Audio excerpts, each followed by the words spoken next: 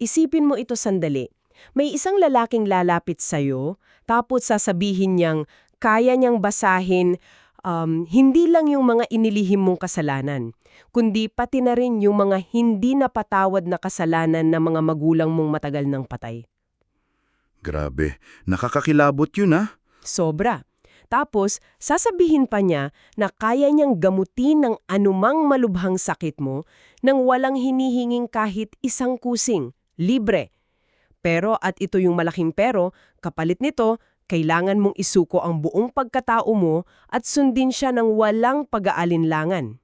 Lalo na ngayon, dahil may hawak siyang isang napakabigat na babala. Isang napakalaking tsunami raw ang nakita niya sa panaginip niya kahapon lang at paparating na ito para lipulin ang mga hindi maniniwala.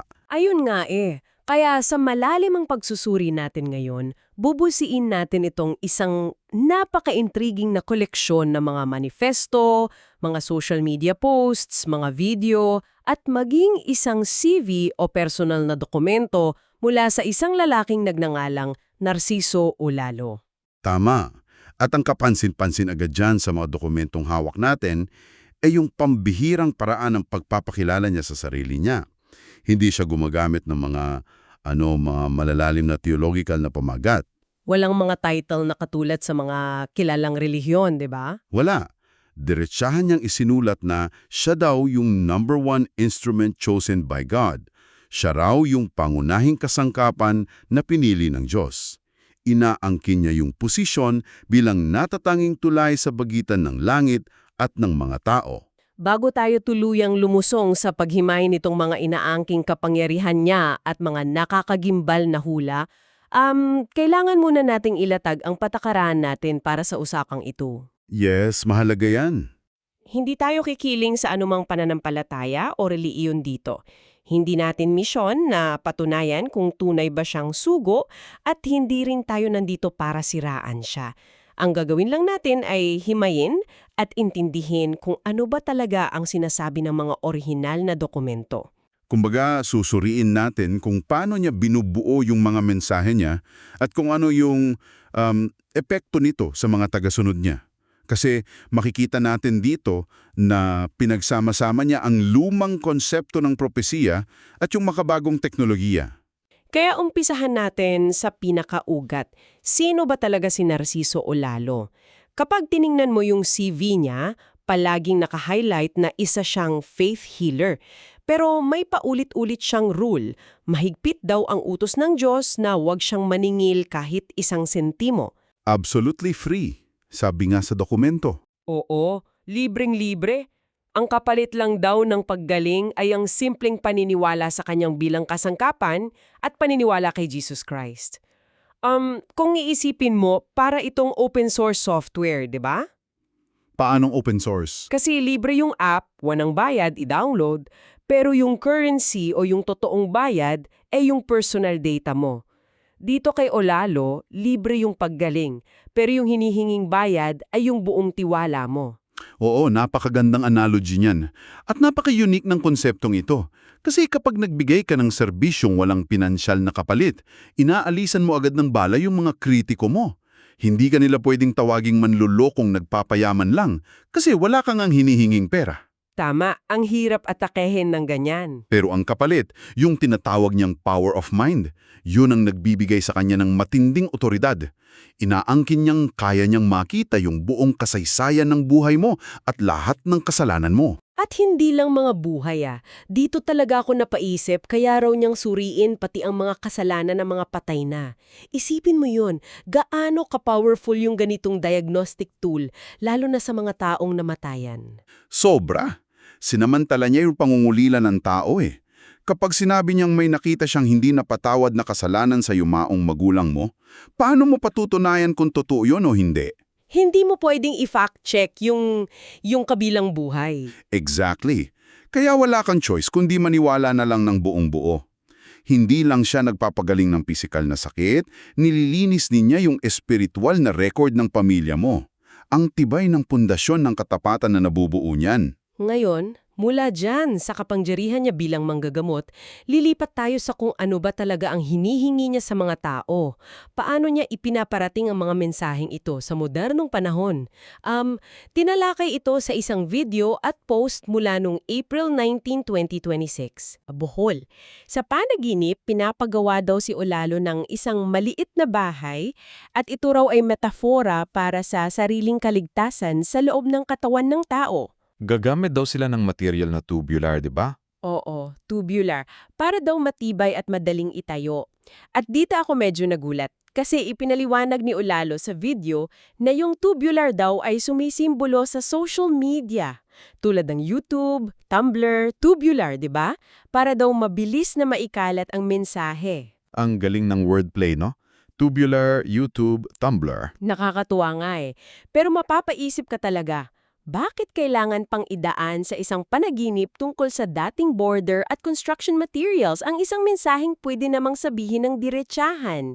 Bakit hindi na lang niya sinabing gumamit kayo ng social media para maikalat ang salita ng Diyos? Kasi ang paggamit ng mga pamilyar at personal na elemento, tulad ng isang lumang kakilala o kaya yung mismong proseso ng paggawa ng bahay, ginagawa nitong mas grounded yung mensahe. Parang mas relatable. Tama. Nagiging relatable yung isang napaka-abstraktong espiritual na konsepto. Saka, yung metapora ng pagtatayo ng bahay, binibigyan niya ng steps yung mga tagasunod niya. Halimbawa, pinapagawa niya yung bahay na may 3 kwarto. Yung the 3 Ps. Ayun nga, yung 3 P na kailangan daw ng Diyos mula sa tao.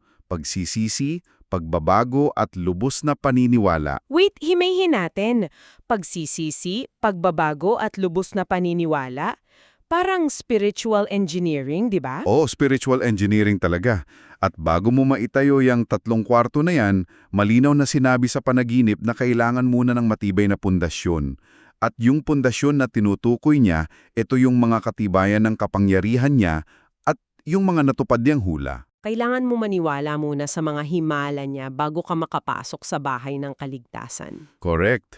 Kailangan nilang magtiwala sa pundasyon para maging matibay yung paniniwala nila bago itayo yung kabuuan ng bahay. At speaking of pundasyon, dahil nabanggit nga niya na ang pundasyon ng paniniwala ay yung mga katibayan niya, bubusisiin natin ngayon itong isang dokumentong may pamagat na, teka babasahin ko, mga pangyayari na naisulat sa mensahe ng Diyos bago nangyari.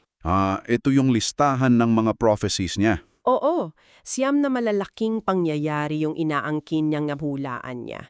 Unang-una rito, yung bagyong Yolanda noong 2013. Nakita raw niya sa panghihayag yung malawakang baha, mga tao sa puno ng niyog, at ito yung nakakakilabot na phrase, magkakaubusan daw ng kabaong. Grabe yung term ubusan ng kabaong. Napaka-graphic. Tapos hindi lang sakuna ha, pati politika. May hula daw siya noong October 2015 bago pa manalo si President Duterte. Nakarinig daw siya ng boses na nagsabing, Hipos Davao. Hipos Davao. Anong ibig sagihil daw nun? Ang interpretation niya rito ay maraming ililigpit o ipapatay. Nakasulat talaga yan sa dokumento. Tapos, pati international events sinaklaw niya. Nariyan yung Syria chemical attack noong 2013, yung nakakalasong chemical daw. Pati yung Hurricane Irma, di ba? Noong 2017? Ay oo, ito kakaiba yung imagery niya dito. Tinuro daw ni Jesus yung sikat na celebrities sa Miami para sabihin kailangan nila siya. Pero kung titignan mong maigi itong mga hula niya, napansin ko lang. Ano yon? May mga hula na napaka-specific, tulad niyang Hipos Davao. Pero may mga hula na sobrang lawak, tulad ng may darating na malakas na lindol o kaya malakas na bagyo. Sa Pilipinas tayo nakatira. Paano natin tinitimbang yung pagiging specific at pagiging malawak ng mga pahayag na ito? Napakagandang punto yan. Sa mundo ng prophecies o mga hula, yung paghalo ng napaka-specific na detalye at ng mga malalawak na tema, tulad ng bagyo o lindol, lumilikha ito ng matinding confirmation bias para sa mga followers niya. Confirmation bias? Paano nagwo-work yun sa context niya? Kasi, Kapag may nangyaring lindol na natural naman sa Pilipinas, hindi na iisipin ng mga tao kung eksakto ba yung detalye ng hula niya. Iisipin na lang nila, ay sinabi na ito ni Olalo, napatunayan na naman siya. So kahit vague, kapag nangyari na, aakuin na nila as fulfilled prophecy. Tama. Ang pinakamahalagang aspekto rito ay yung psychological na epekto. Itinatanim niya sa isip ng mga tao na itong mga natural na sakuna ay mga pruweba para i-validate yung mensahe niya. Nakakatakot nga kasi may kasama pa itong matinding babala. Striking statements, sabi nga sa source natin. Ayon kay Olalo, sinabi daw ng Diyos na mangyayari at mangyayari ang mga trahedyang ito, maniwala man ang mga tao o hindi, para lang mapatunayang hindi siya sinungaling. Grabe yung pressure nun sa mga tao. Parang sinasabi niyang, kung ayaw niyong maniwala, di sige, bahala kayong mamatay sa sakuna. Literal na ganyan yung sinabi niya. Para sa mga hindi naniniwala, ipapaubaya na daw sila sa Diyos. Ang eksaktong quote niya, wala ka nang gagawin sa kanila. Parang hinuhugasan na niya yung mga kamay niya sa mga non-believers. At yung takot na yun ang direktang nagdadala sa atin sa pinakasariwa at pinakakagat na mensahe niya ngayon, yung pang-itin niya ng tsunami. Ito yung nakita niya sa pananit niya mula lang kahapon, April 18, 2026. At tinalakay agad nila ito sa isang Zoom meeting nitong umaga lang ng April 19. Ang bilis ng dissemination na, tubular talaga. Social media at its finest. Paano niya i-describe yung panaginip? Okay, ganito ang detalye. Gabi daw, nasa itaas siya ng isang building dito sa Pilipinas. Madilim tapos napakalakas ng hangin na halos bumunot sa mga puno. Tapos nakarinig siya ng malakas na sigaw. Lindol! Wow, very sensory. Dinig mo yung hangin, dinig mo yung sigaw. Tapos, pagbaba niya ng building matapos yung pagyanig, nakita niyang malalim na yung baha. May sumigaw naman ng tsunami. Tapos may dumaang malaking bus na sobrang bilis tumakbo at sumunod na yung malalaking alon.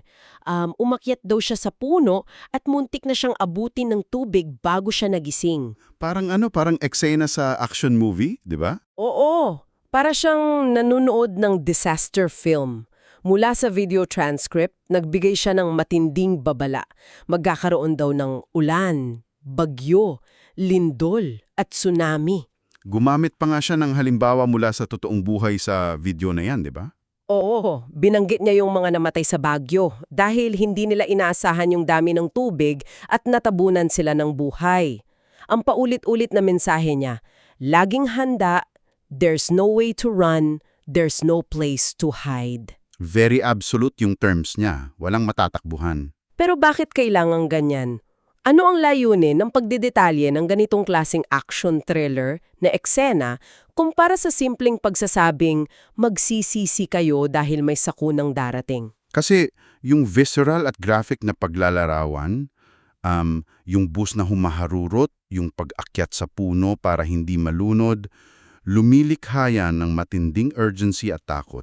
Tumitagos yan sa survival instinct natin. Mapapaisip ka talaga kung ikaw yung nandoon eh. Exactly. Ikinokonekta pa niya sa isang totoong trahedya, yung sa Baguio landslides, para mas maging makatotohanan at kapaniniwala yung banta. Ang ending nito, natutulak yung mga tagasunod niya na umaksyon agad. Tulad ng pag-attend sa Zoom meeting niya. Tama. At syempre, ang pagsunod sa 3Ps na binanggit natin kanina. Yung takot yung nagiging driver para magpatuloy sila sa paniniwala kay Olalo kasi pakiramdam nila, siya lang ang nakakaalam kung paano sila maliligtas sa tsunami na yan. Grabe! Ang bigat nun! Nakakakulong ka sa takot. Para lagumin itong malalimang pagsusuri natin, si Narciso Olalo ay isang napakakawili-wiling case study. Nakikita natin kung paano nagsanib yung lumang konsepto ng prophecy at faith healing at yung makabagong teknolohiya. Napakamoderno ng diskarte niya. Oo. Kinagamit niya ang social media, yung tubular niya, mga Zoom meetings, at public platforms para buuin ang bahay ng kanyang mga paniniwala sa digital na mundo. Libre yung pagpapagaling niya physically, pero yung hinihingi niya kapalit ay total surrender ng kaisipan mo. At ginagamit niya yung mga natural disasters bilang semento para patibayan yung pundasyon ng bahay na yon. Habang may nangyayaring sakuna sa labas, lalong tumitibay yung paniniwala sa loob ng digital na templo niya. Kaya bago natin tapusin ang usapang ito, gusto kitang iwan o ikaw na nakikinig sa isang mapanuring kaisipan na hindi natin direktang tinalakay kanina. Sa panahon ngayon, kung saan literal na isang click lang ay nakakakonekta na natin ang buong mundo, paano kaya binabago ng internet at ng social media algorithms ang paraan ng pagdami ng mga tagasunod ng mga modernong propetang tulad niya? Magandang tanong yan, lalo na't algorithms push engaging content at walang mas engaging pa sa takot. Ayun nga ang teknolohiya ba na idinisenyo para sa komunikasyon ay nagiging bagong templo na ngayon. Isang lugar kung saan ang takot at pananampalataya ay nagiging viral ng mas mabilis pa kesa sa inaasahan nating tsunami. Mapapaisip ka talaga. Sobrang totoo. Kailangan talaga nating maging mapanuri sa mga kinukonsumo natin online. Maraming salamat sa pagsama sa amin sa malalimang pagsusuri na ito.